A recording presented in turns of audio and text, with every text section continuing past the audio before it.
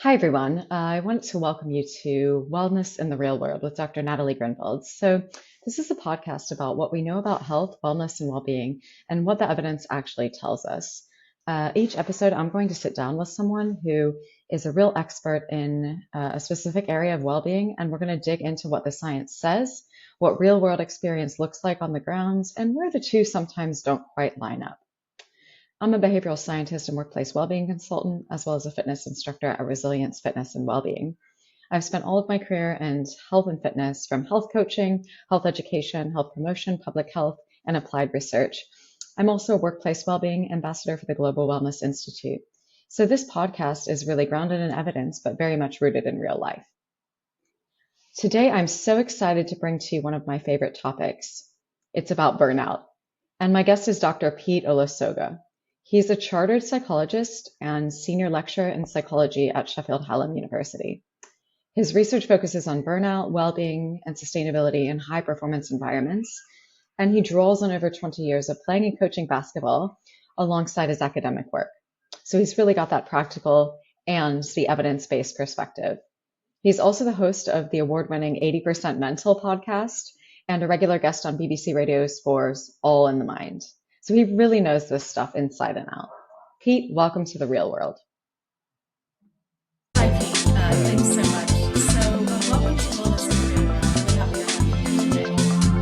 Thank you for inviting me.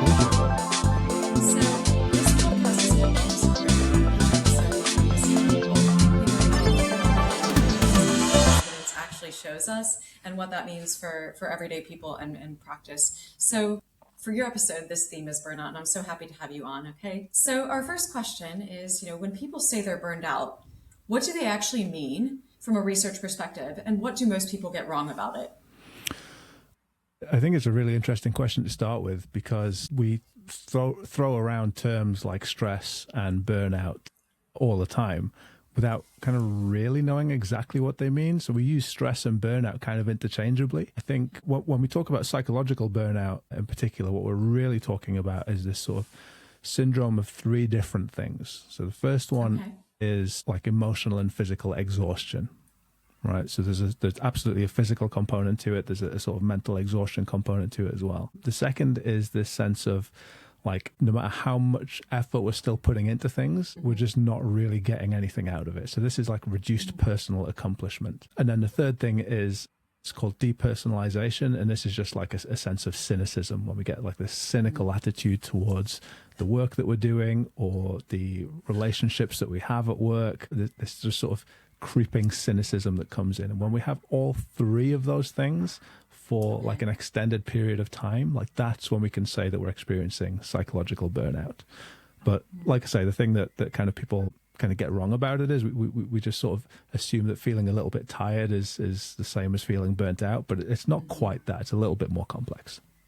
Wow, so it's kind of this almost like three components together, which mean it's burnout. That's really interesting. So I see some similarities there between physical health and well-being, and kind of maybe doing too much physically, which I would love to pick up on later. So that's really interesting. So we hear a lot about kind of the mental and emotional burnout. And so I guess, is there a physical burnout? How does that show up? Is it related to overtraining? What does that look like? Yeah, so I guess there's a couple of things to probably think about there. So, I mean, first of all, like I said, that there is this physical component to burnout, right? This sort of physical exhaustion that goes along with those other things. So that absolutely is a physical part to it. But interesting that you sort of brought up overtraining, because there's that sort of difference between psychological burnout, which is what we've just sort of talked about. Yes. And then there is absolutely a sort of physical burnout that we can experience it, and sort of athletes might experience that as well. There's a couple of different terms, I guess, that are maybe worth sort of talking about, though. Yes, please. So you mentioned overtraining. Yes. And I mean, you probably know more about this than I do, right? But in terms of overtraining as an athlete, like we do that deliberately.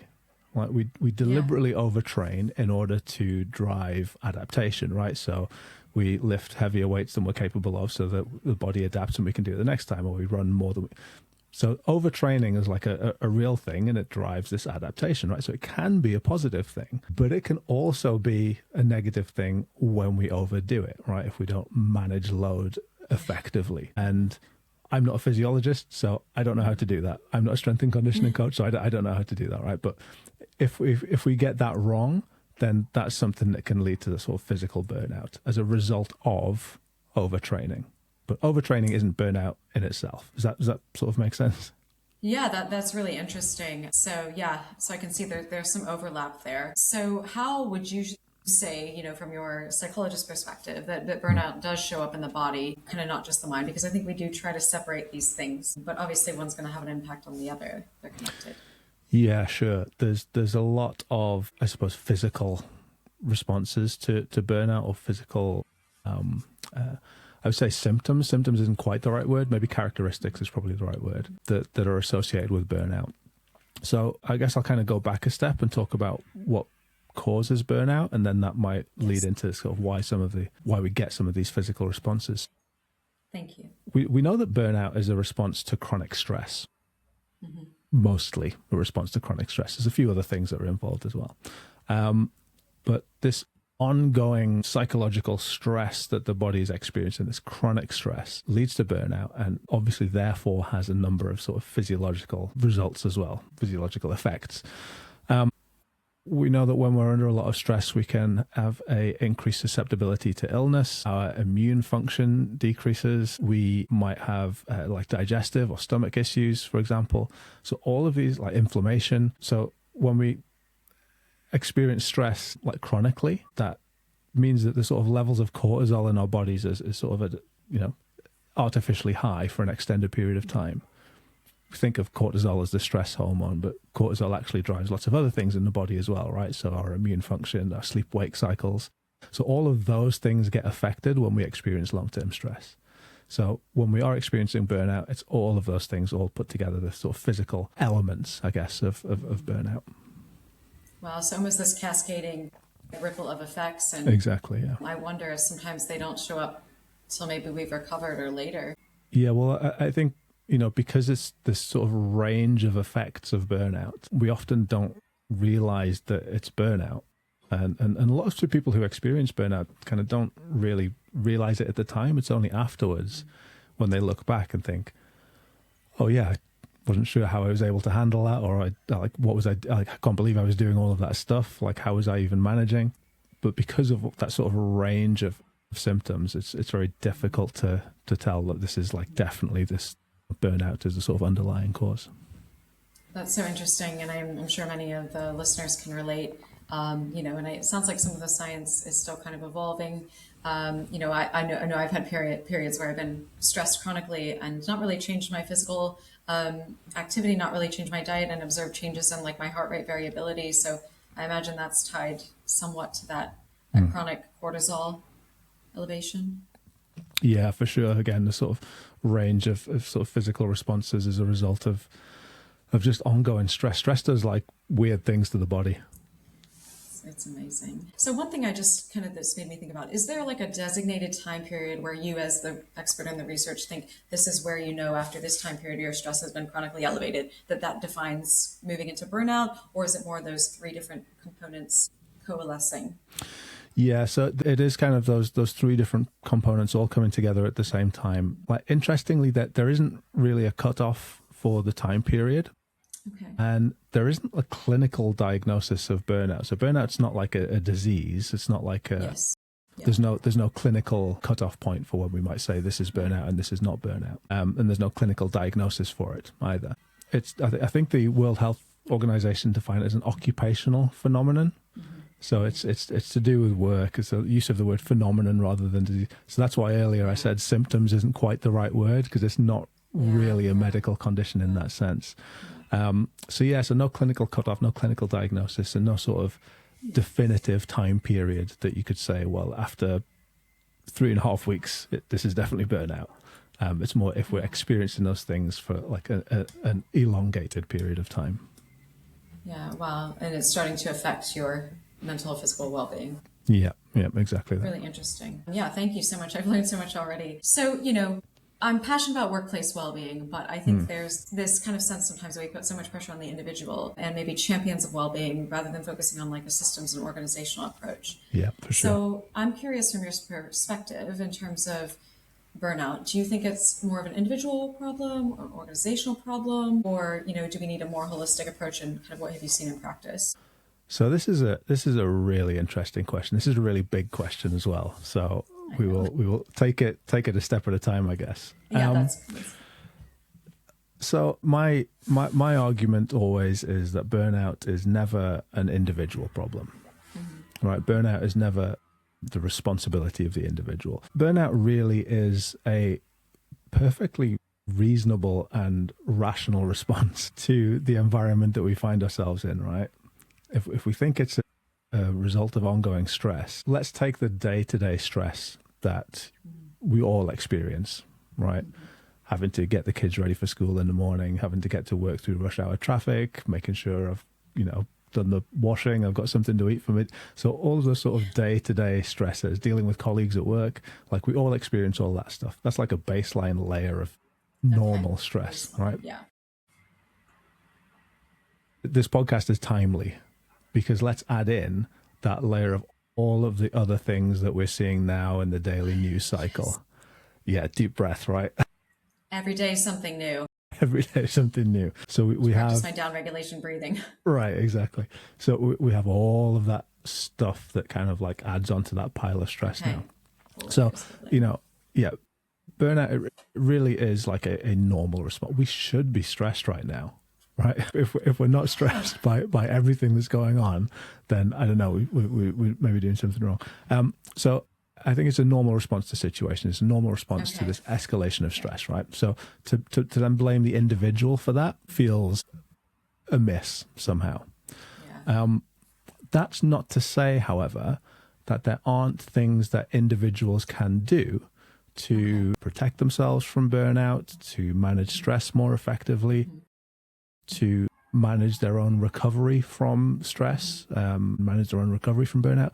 There are absolutely, a wealth of those individual self-care strategies that we can engage in order to again, sort of prevent that burnout. So is there an individual responsibility? A little bit?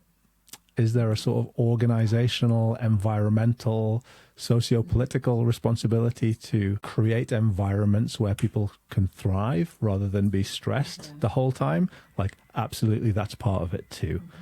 So yeah, I've kind of waffled on for a long time in answer to that question. I'm sure there's more to unpack there.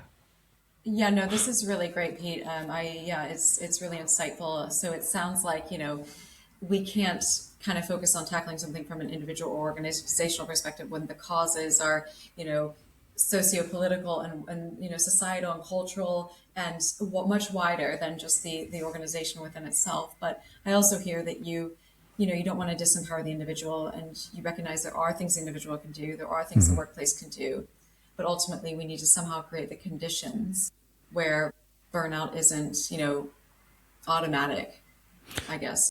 Yeah, that's exactly right. It's exactly right. It's creating the conditions that allow individuals to do all of those individual things. So I can teach you all the breathing exercises in the world, right? And we can go on all the wellness retreats in the world. Like you can do workplace wellness Wednesdays, whatever, right?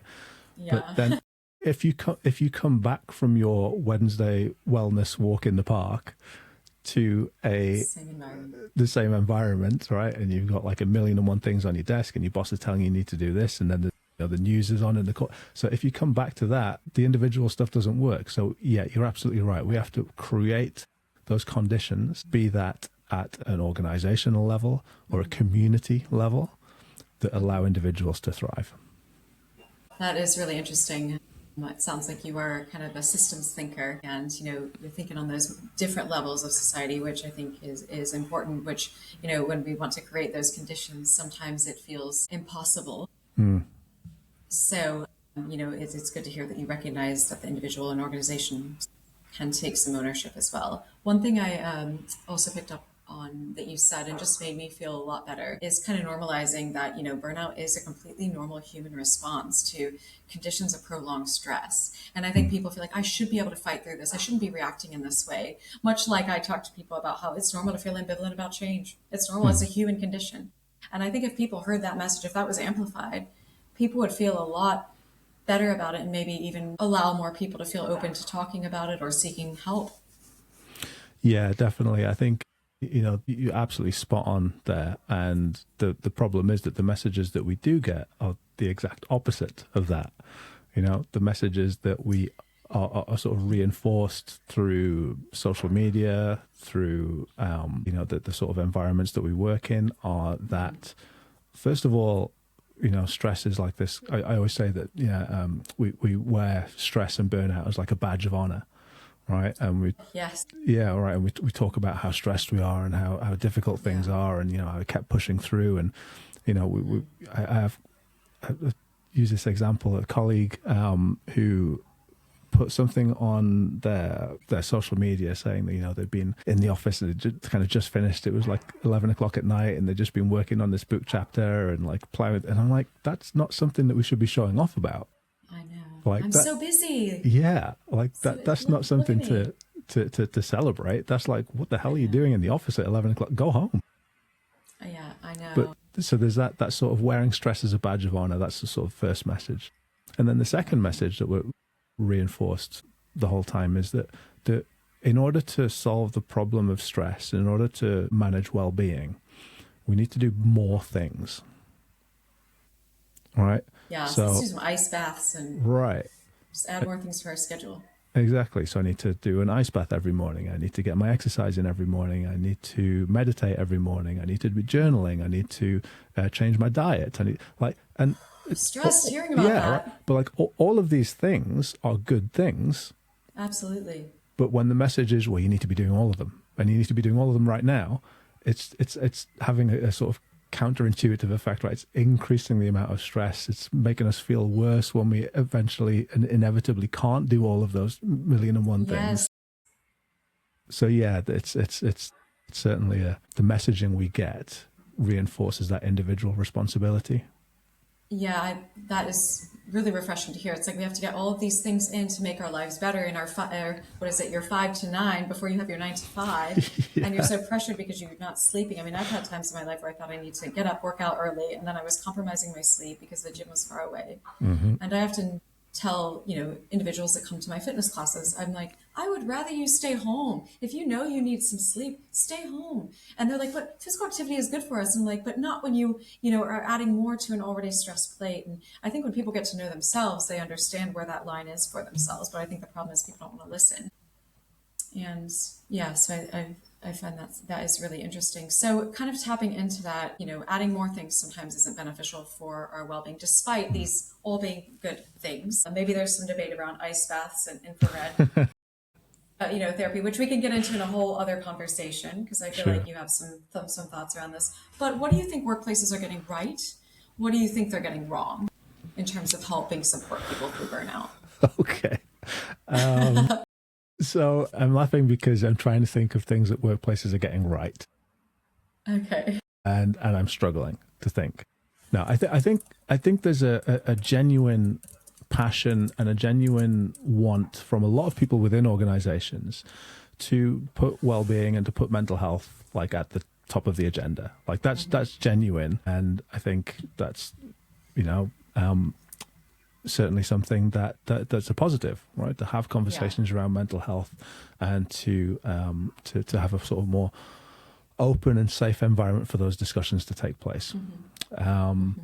But I think the thing that a lot of organizations are getting wrong would be, again, the focus on individuals, but without creating, we talked about it before, without creating the environment where individuals can actually do all of those things.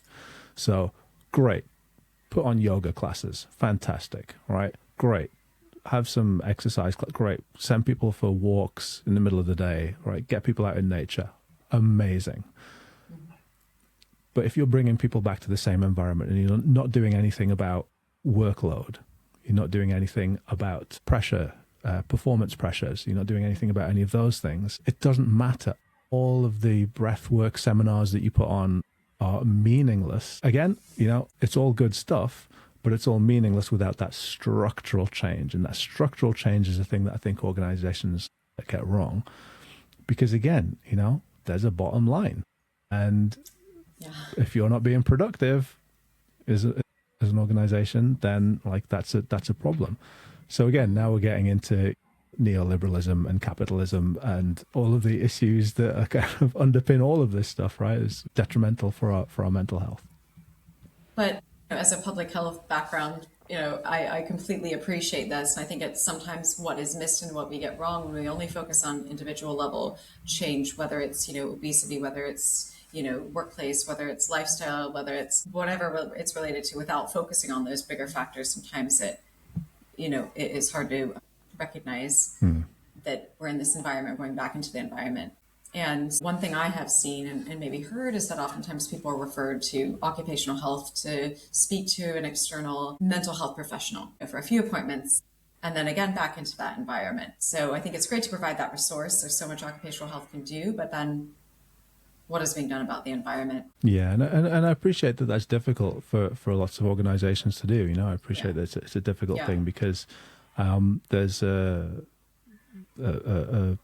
cost involved to really genuinely providing that sort of well-being work, but there's also it's a cultural shift as well. It is. It's a cultural shift, and I think something that again that I've seen in a lot of organizations is, and I'll give you an example. I won't mention the employer, but I'll give you an example of where we had a whole meeting, an end of year meeting, and we talked a lot about email culture. Right, and email culture being stressful, and the times of day when people are sending emails, and we shouldn't be sending emails out of office hours, and if we are, we should sort of explain why, which is fine, right? So I understand people have different working patterns. So we had this whole meeting, and it was all about, well, we're not going to send emails after a certain time or before a certain time. We're going to schedule them or whatever, right? The next day, we got an email from somebody very high up in the organization at about 5 o'clock in the morning on a Saturday.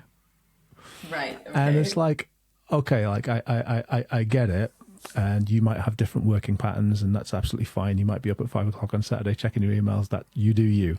But again, the messages that are being sent from leadership don't often tally with the well-being messages that they are trying to. Yeah, to what is actually happening on the ground. That is so interesting. This year, I'm an ambassador for the Global Wellness Institute for their Workplace Wellbeing Initiative, and we're kind of talking about trends in workplace wellbeing globally. And one of them that has come up is organizational redesign and doing some of the things you talked about, redesigning work culture, practices, and strategies. But how practical do you think that is in today's society with all of these different things going on? And where does burnout come into that, do you think? What in terms of organizations redesigning structures and redesigning structures, workplace policies, and how can we make sure that burnout is kind of addressed as part of that? So I'll give you an example from where I work, because I work in sport, and I work in sort of high performance sport environments, right? And pressure is pressure. Outcomes outcomes genuinely are important. Winning is about winning. There's absolutely that pressure to perform. And again, we talked about cultural shifts earlier on. And one of the ways in which we talk about well-being in those spheres is that it's not like this kind of altruistic, wouldn't it be nice if we could look after our employees? That's lovely. And that kind of is part of it. We kind of have a moral obligation to take care of the people that are working for us. I feel anyway. Some people don't. Yeah, I'm with you on that. Yeah. But, the way that we talk about it is that it's more than just that. It's like a strategic imperative. It is of benefit to you as an organization to put time, effort, and resource into looking after the people that are working for you. You would think. Yeah. So it's not just like a nicety or a frivolity, right? This is a this will affect your bottom line. This will improve performance. If you have like people who are, happy and satisfied and healthy and not burnt out and not stressed, like they're going to work better. They're going to stick with your organization for longer. Absolutely. They're going to like be better at their job. So, all of this kind of like structural change, I think has to be preceded by that sort of cultural, like I hate using the word mindset, but that mindset shift in terms of like, this isn't just about being nice. This isn't just about being frivolous, right? This is not just altruism. This is like, what is best for us as a company? It is to invest in this. It's to invest in well-being, to invest in the mental health of the people who are working for us. And if we can get that shift, then I think those sort of structural things become a little bit easier to implement and I guess to sell. Mm-hmm. It sounds like it's a lot about changing culture, changing mindset, like you said. And you and I have the perspective, I think, that it's societal duty of an organization. We spend most of our lives at work to support people.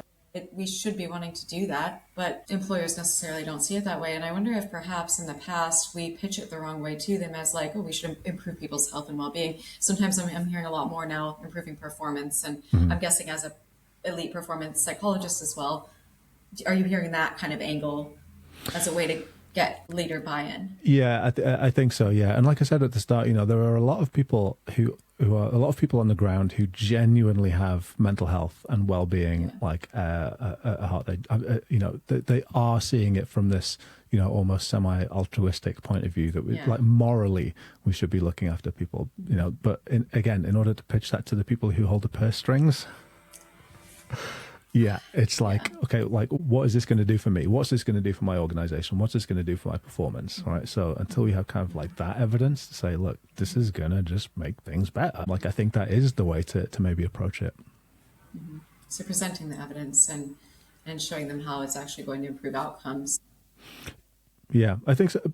Yeah, and because there's often this, and again in the world of sport in particular, we're sort of seeing the sort of two halves of the story merge a little bit over the last sort of maybe 5 or 10 years. That we have performance on one hand and well-being on the other hand, and there's often been this sort of misconception that like if you want to have like a real elite performance, you have to sacrifice your well-being a little bit.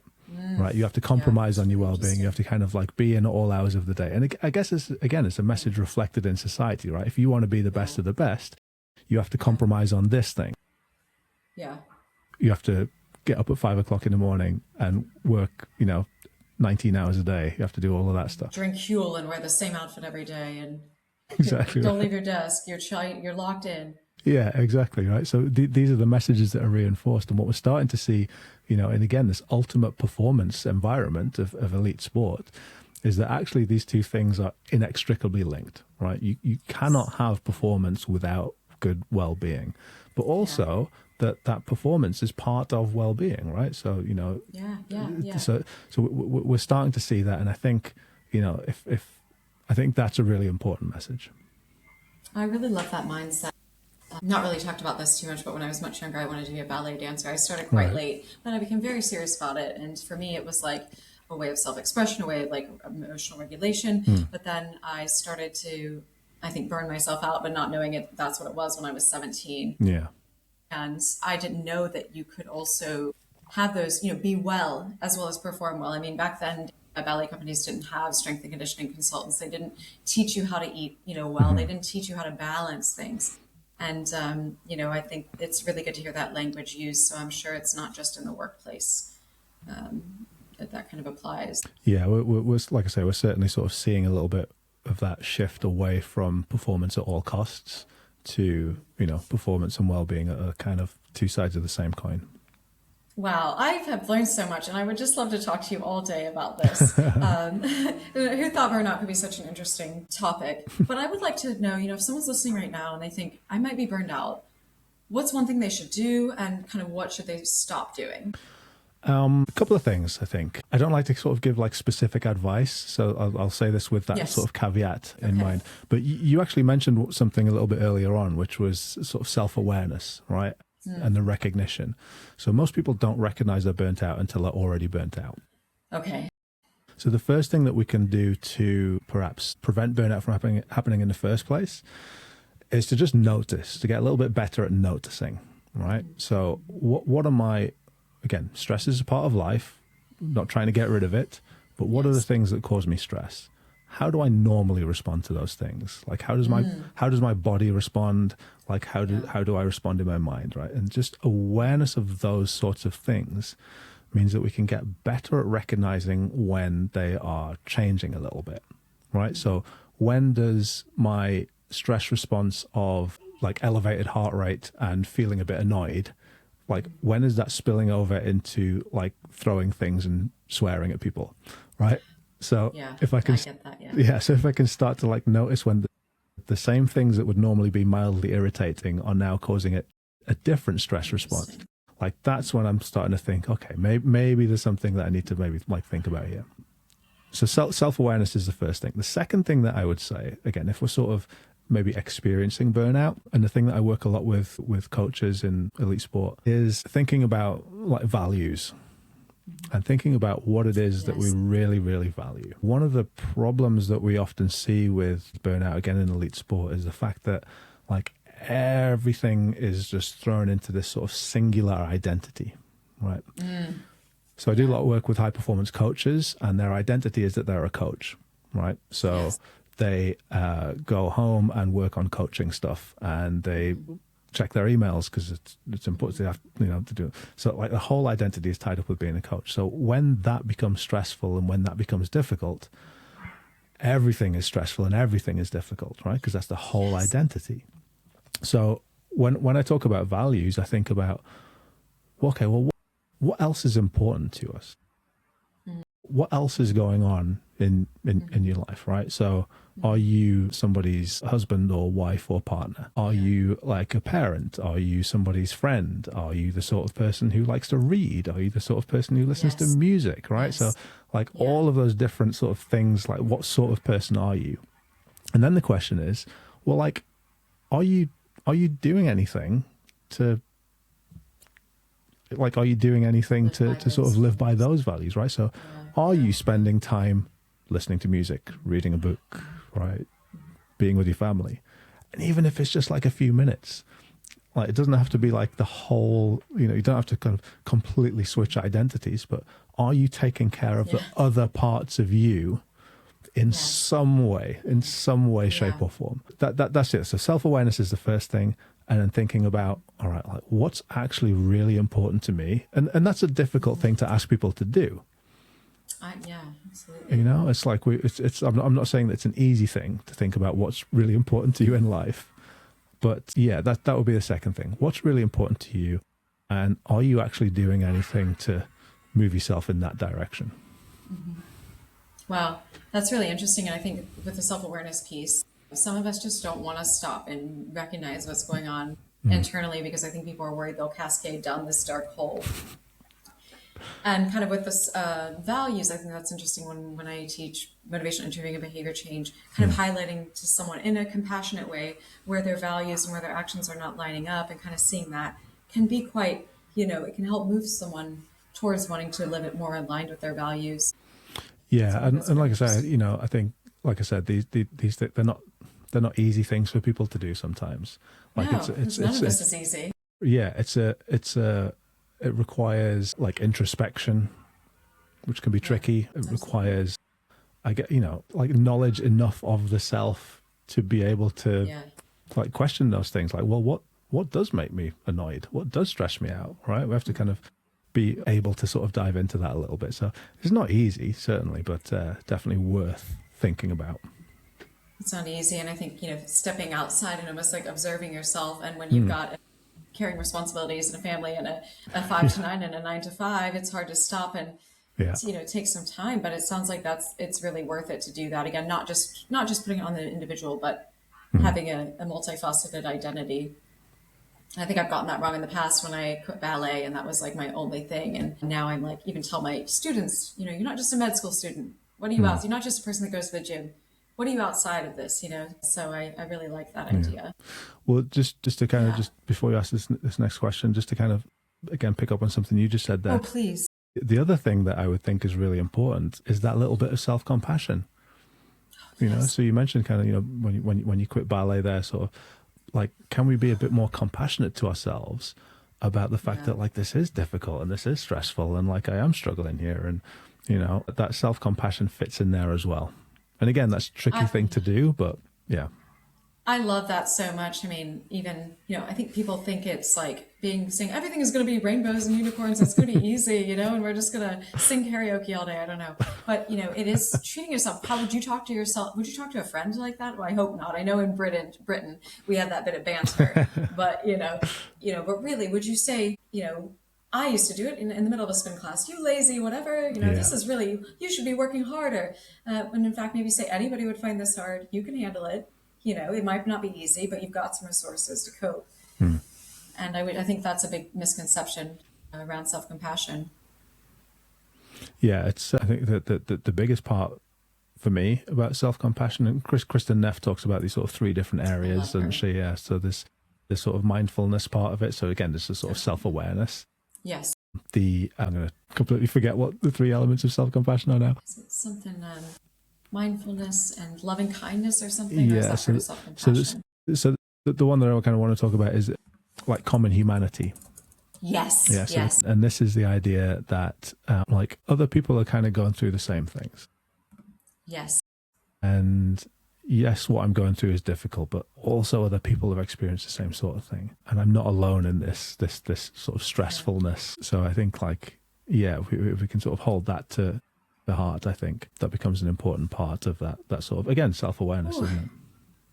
And it's hard. I mean, people think, oh, that's nice, but I don't have time for that. I got to go pick up the kids. I can't think about myself right now. Yeah. It's selfish, the badge of honor. I saw that in my baby boomer parents, especially my mom. You don't take a sick day. It's bad to take time off from your desk. And yes, how do you teach this to coaches? I'm just curious, like elite sport coaches, how do you teach self-compassion in relation to burnout? So I think, again, I suppose like one of the things that is really important for this, like particularly self-compassion, is just getting people in a room together. Okay. And it sounds so basic, but when we get people in a room together, we get coaches in a room together, and we get them talking about some of this stuff, like they suddenly realize that, right, it's not just me. Like, I'm not the problem here. Like, it's not just me that's experiencing this like massive amount of stress. It's not just me that tries to cope in these ways and isn't managing it. Everybody else is feeling this too. And again, it's this common humanity element of self-compassion. So just like finding space and creating space for those sorts of conversations to happen can be like really, really powerful in terms of just like teaching that little bit of self-compassion. Doesn't it make you feel better now knowing that everybody else is actually in the same boat? Like everybody else is feeling the same way, but because we're in that sort of real hyper-masculine grind culture type nonsense, no one will admit it. No one will say, oh, actually, do you know what? This is really hard and I'm really struggling. Because it's all about the grind. It's all about like pushing on through. Hustle, yeah. Would you say it's unique to, I know you're a big fan of basketball, would you say there's certain kind of cultures with certain sports, or kind of is it general around like? Yeah, I mean, I think it's probably similar in lots of sports. Again, just because the world of sport itself is sort of, you know, do I hesitate to use the word hypermasculine? No, not really. I was going to go there. I mean, because it kind of is that again historically. There are a lot of sports where that kind of traditional. I don't want to name sports in case I get myself in trouble. But there's a lot of sports that are like quite traditional sports where we do have that sort of mentality of, you know, you should be working the whole time. It's all about toughness. It's all about grit. It's all about resilience. And again, you know, like those things aren't necessarily bad things, but when they create this sort of like culture of grind and no room for vulnerability, no room for help seeking, like that's when those things become a problem. Right. No feelings. Yeah. That's when those things become a problem. So I would say there's probably certain sports that are a bit more like that. And probably certain sports that are a bit less like that, I guess. I've really enjoyed watching the Winter Olympics that's been on recently. And the thing I love about the Winter Olympics, I love watching like the snowboarding because, just because like and I guess it's the same for a lot of the sports.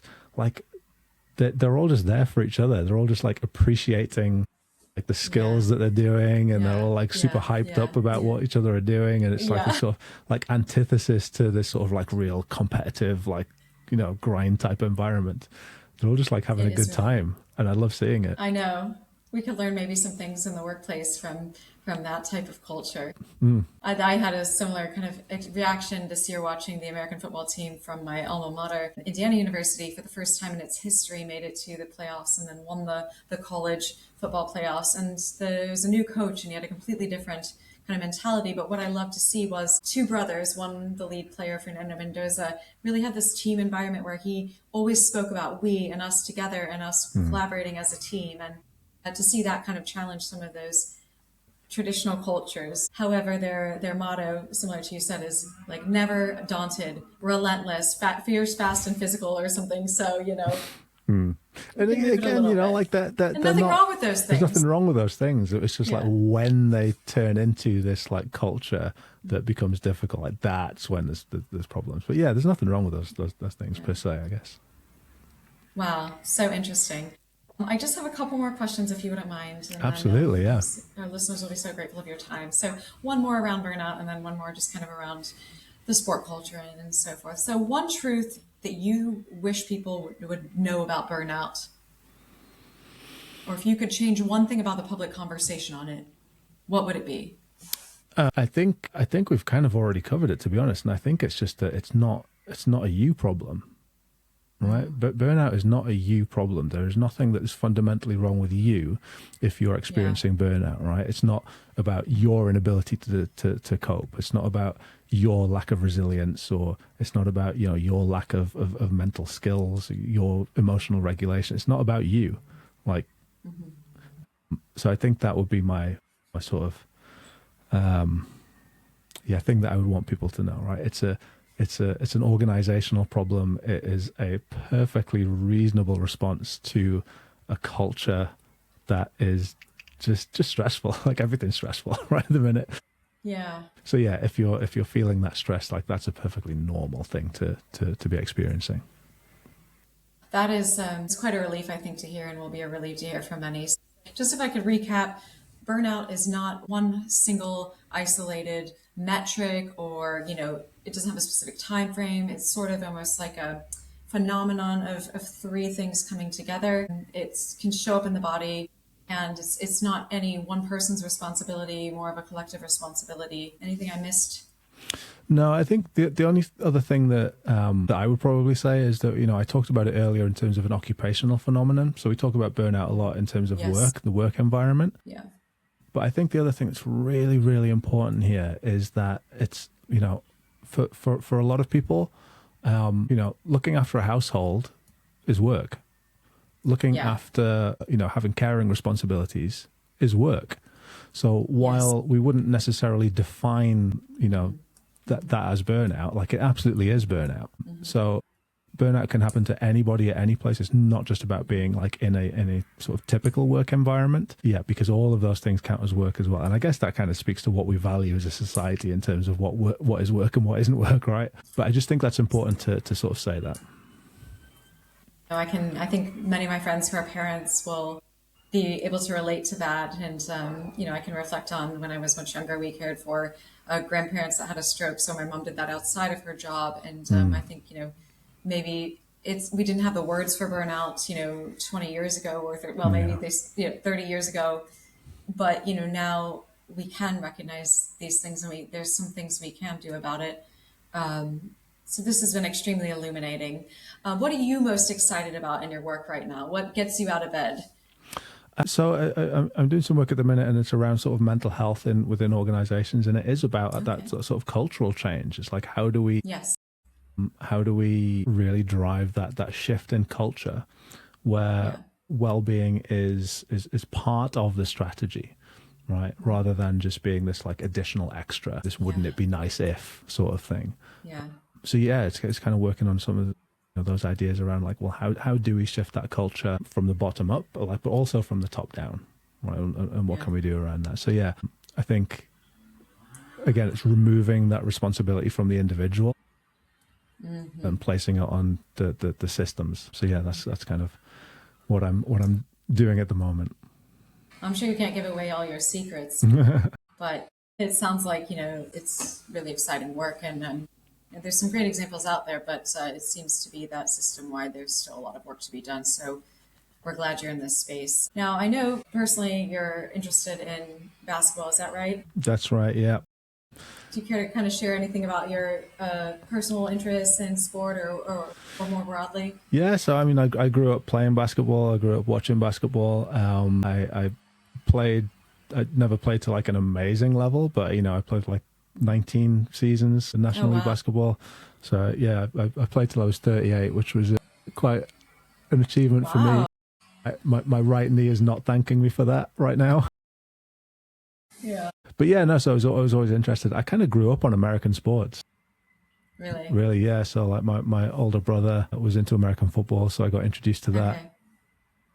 I'm aging myself now, but my first Super Bowl was, I remember staying up late as an 8-year-old to watch Super Bowl 20. So the fact that we've just had Super Bowl 60 is terrifying to me. But yes, I grew up on American sports, watching sports, playing basketball, coached basketball. And yeah, managed to play for quite a long time. That is one thing I have missed about living in the UK. I feel like basketball culture isn't as big, and it's growing. And I just went to a women's basketball game, which was inspiring to see. But it sounds like you were a real pioneer in that space because you were coaching it and doing all this, over 20 years ago. So it's really cool. Yeah. Are you allowed to tell us about a team you support?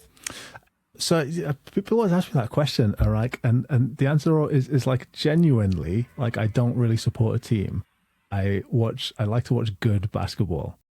Yeah. So obviously like I grew up watching Michael Jordan in the 90s and the Chicago Bulls. So like, big Bulls fan, but then the Bulls sucked for ages. So I didn't really care to watch them anymore.